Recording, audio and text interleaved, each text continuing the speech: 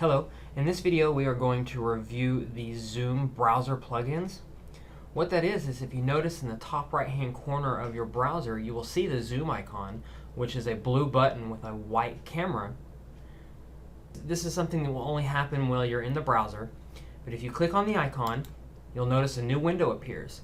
And if you notice, the two items that appear are similar to what you would see by using the Zoom desktop tool. If you hover over Start a Meeting, you will see the buttons where it says with video off and with video on. If you click on one of those buttons, it will bring you into a Zoom meeting, just as if you had clicked the Start button on the Zoom desktop tool. One of the big differences about this icon is how you schedule a meeting. If you click Schedule a Meeting, it runs through your Google Calendar. If you notice in the description, all of the information is already filled out. The meeting ID is listed, as well as the full Zoom link.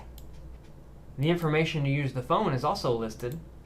And at the top, I can change the name of the meeting, whatever I want the meeting to be called. I can set the date and the time. I can invite guests, so instead of inviting people through the actual Zoom interface, I can add people using this by typing their email addresses. I hit enter, and all of this is just normal functionality of the Google Calendar. You'll notice now who the participants are going to be for this Zoom meeting. Once I have all the information created, I'll hit save, verify, and you'll notice now on my calendar I have a Zoom meeting scheduled and set up. You can see the Zoom link. Another feature about Zoom browser plugins while using Google Chrome, if I want to schedule a meeting, I can go to my calendar, I can select any date and time that I want, go to Edit Event, and you'll notice now it says make it a Zoom meeting. And this button only appears if you are using a Zoom browser plugin. If I click that button, it automatically fills in all the information in my description. Notice there's the link. I can do the meeting and the date and the time, and I can add the guest that I would like. Once I'm finished, I can hit save, and that meeting is automatically created. I don't actually have to go through the desktop scheduling tool anymore. I can just use Google Calendar and schedule a meeting. The nice thing about Google Calendar is I can click, if I have, say I have a change in date and time, date or time for my meeting, I can just click and drag it. So say 3 o'clock on Wednesday is when I want my meeting, but I need to change it. I can always just drag it over here to 11 o'clock on Thursday.